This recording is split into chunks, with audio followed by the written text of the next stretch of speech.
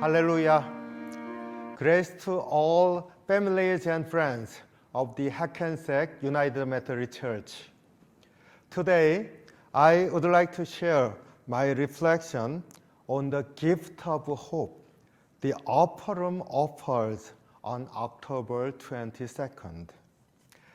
These days, we have many occasions to talk about hope. It is because we live a life in a time of difficulty. But let me ask you this. How do you feel when you hear a message on hope? Are you encouraged by it?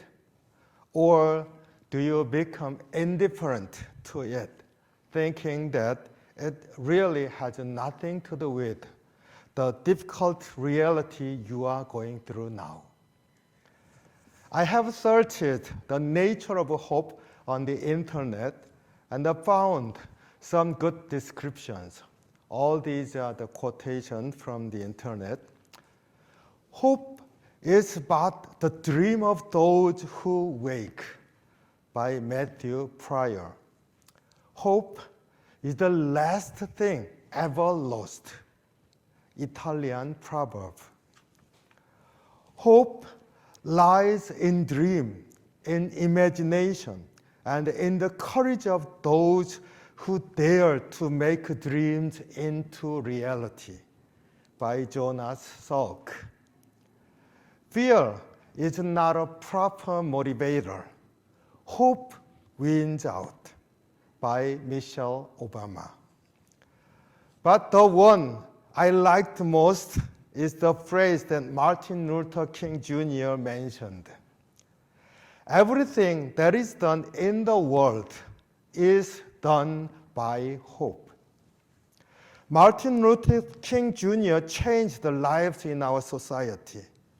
Then he said it's been done by hope. And we know through the life of Martin Luther King Jr. that hope continues by the courage to hope.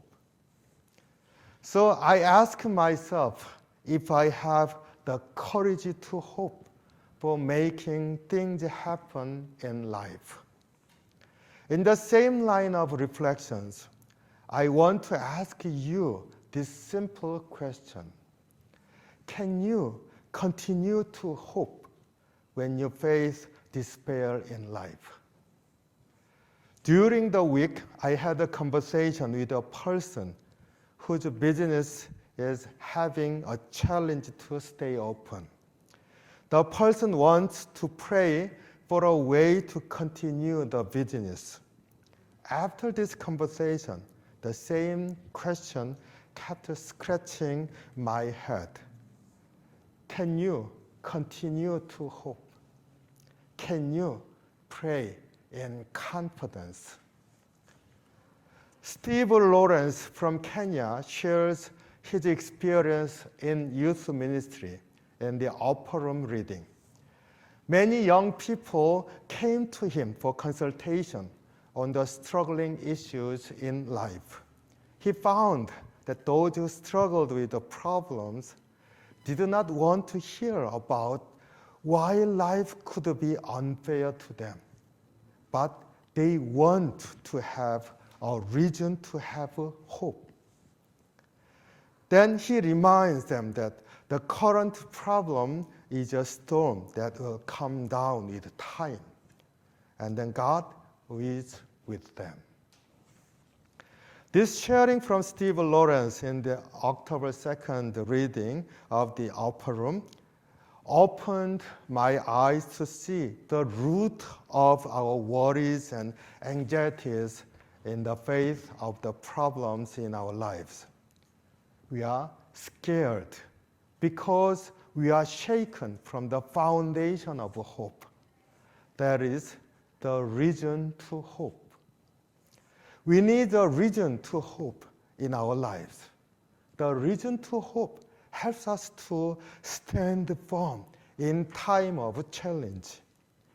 It is a reason to listen carefully to Paul's advice for Christians in the Thessalonian church.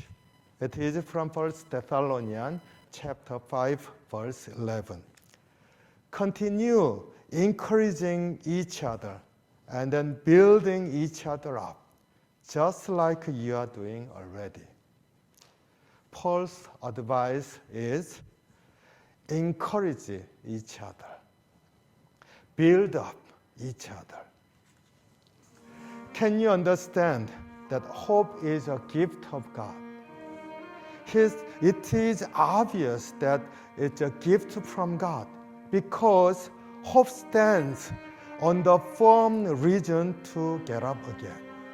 And we can have the firm reason to stand up when we have faith in God, believing that God stretches His hands to us, holding our hands tightly until we get through the challenges of life. So as Paul says, let us continue to encourage one another, and then let us build one another, sharing our conviction that God is leading our lives through the storms of life until they calm down. God bless you.